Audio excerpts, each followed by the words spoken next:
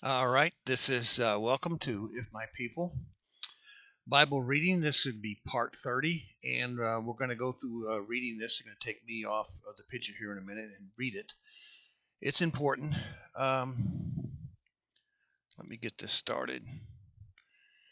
And it's important because this, again, divides Christians and everybody who has any faith in Yeshua and the Father so much. They get into fusses and fights over this.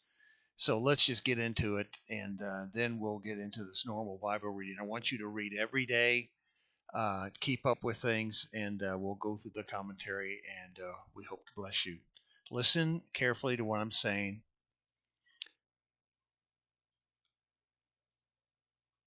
and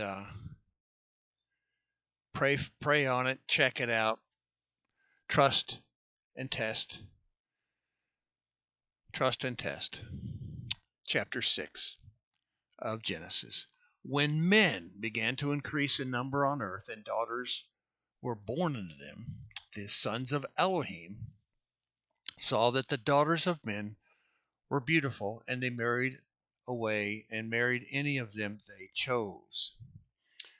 First of all, sons of Elohim, the only time it's ever been called like that is this time. Sons of Elohim has been brought so far up from Job. Pay attention in Job. That's why Job comes before Genesis. Now you understand. The sons of Elohim are not fantastic Jewish people or of the 10 or the other tribes, the total of the 12 tribes of Israel. No, they are angelic beings, and these people are not. These beings are fallen ones because they left. They left their first estate that Yahweh had designed them and created them into fallen angels. They sinned, and this is the sin they they did. Certain angels, here we in comment, whose duties appear to be watchers. They don't want to be watchers, they want to be in charge. So look what they did. They chose to violate the Torah of Yahweh. Don't mess with the human women. Those who chose to mate with earthly women lost their first estate, the outward appearance of angelic beings. The result of the sinful mating was to produce a race of hybrids, half human, half angelic, a race of giants, a race of small people, stories and lore of ancient past from multiple points on the globe.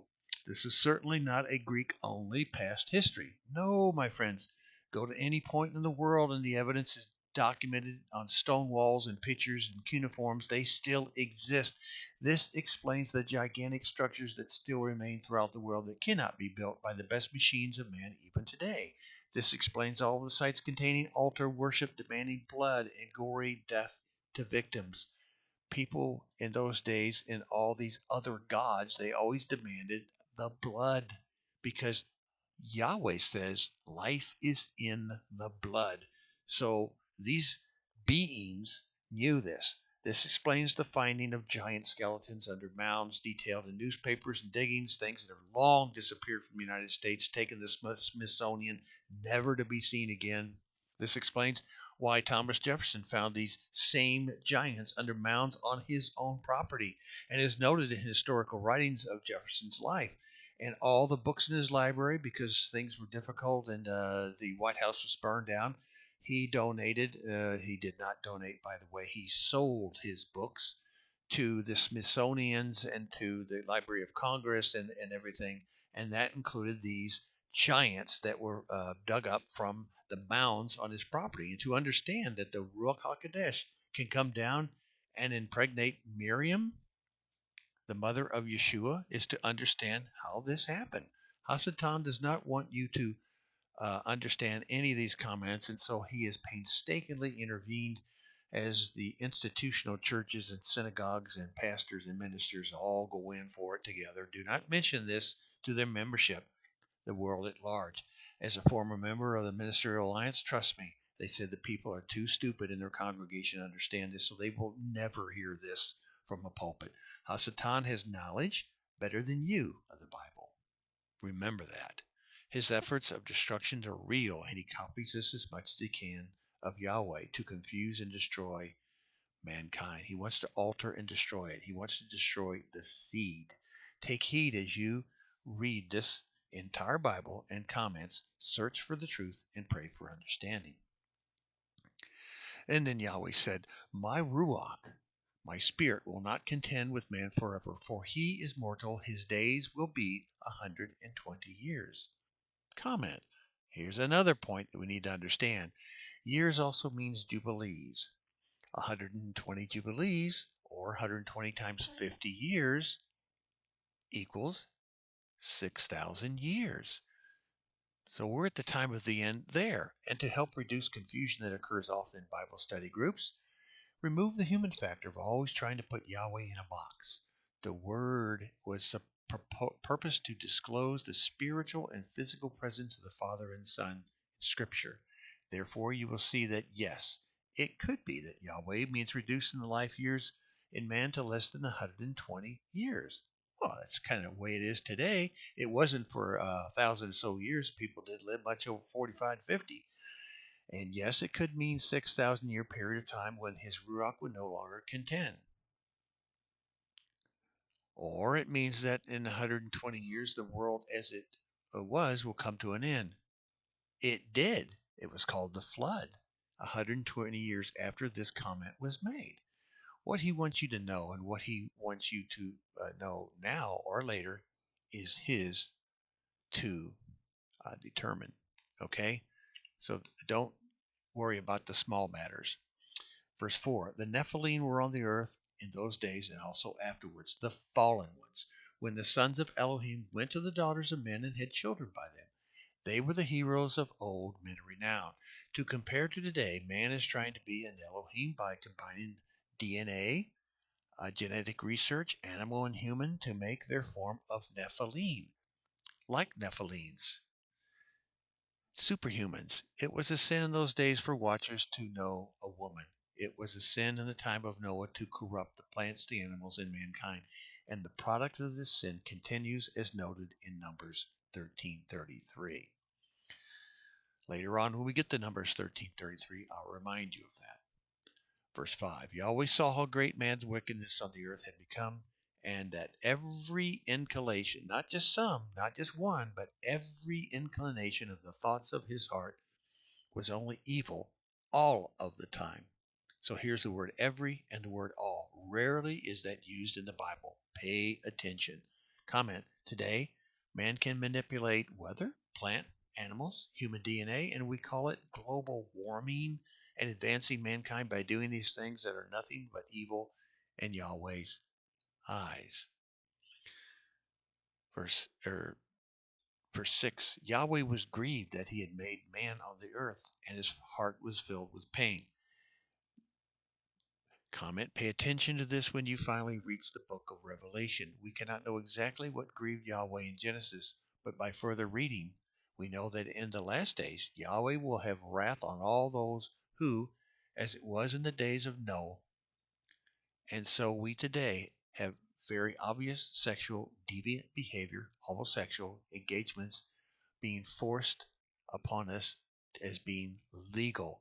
DNA alterations, creation, destruction of good seed by GMO, genetically modified, democracy pushing aside republic law, and lawlessness increasing. Verse 7, so Yahweh said, I will wipe mankind whom I have created from the face of the earth, men and animals and creatures that move along the ground, birds of the air, for I am grieved that I have made them.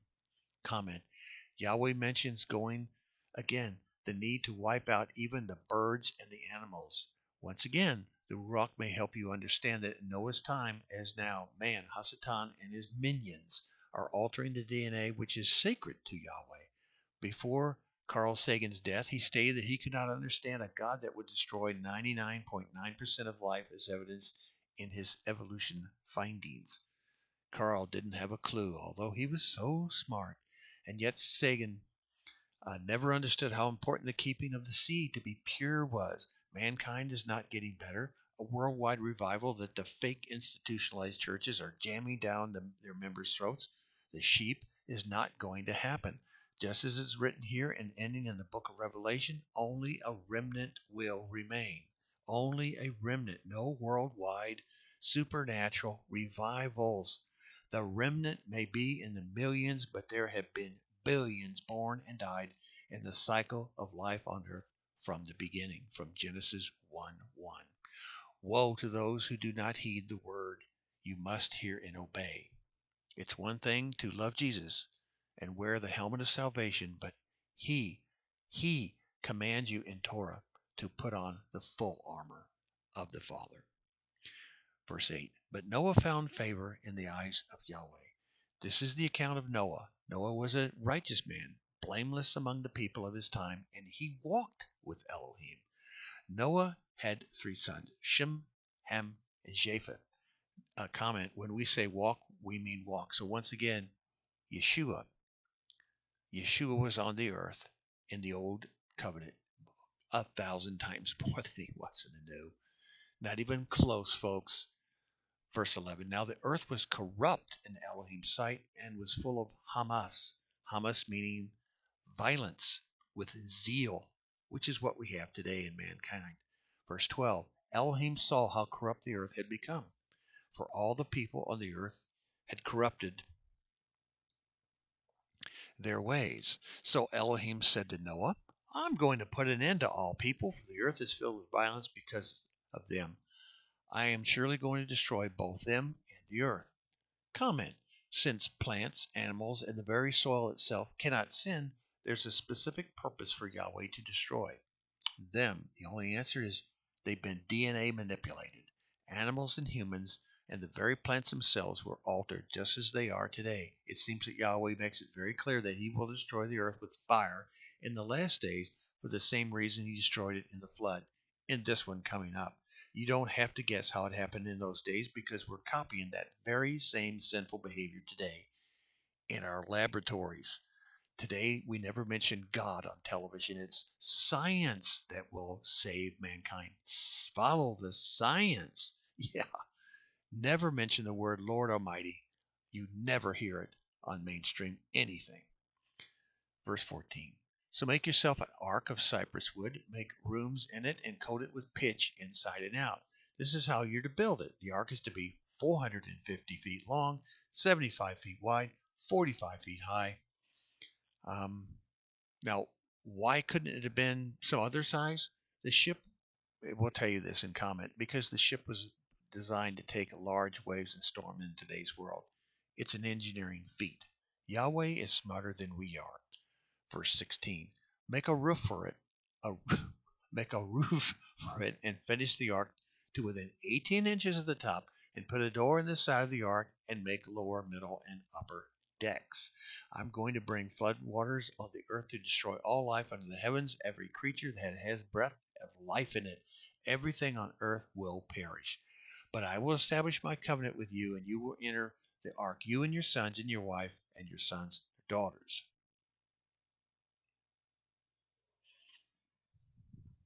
Comment, Yahweh makes a covenant with Noah and his family, not with all the other creatures, not even the beasts. So now we understand that Yahweh does not give out a blanket covenant with everything only through the line of Noah.